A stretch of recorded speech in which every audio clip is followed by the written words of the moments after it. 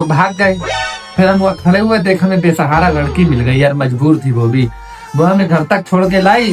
कहीं ना कहीं हमारे दिल में फीलिंग जाग गई यार। हमारी भी शादी नहीं हुई, वो भी कुंवारी थी, हमने उससे शादी कर ली। अच्छा यार, ये तो बहुत खुशी वाली बात है यार। कम से कम मिठाई तो खिला ही देते यार। अरे यार अंदर यार, मिठाई छोड़ो, कम से कम भाभी हाथ की चाय तो पिलवाई दो यार। हाँ हाँ जरूर पिलवाएंगे यार चाय, ऐसी बात करते हैं। सुनो सपना, जरा चाय लेकर आना।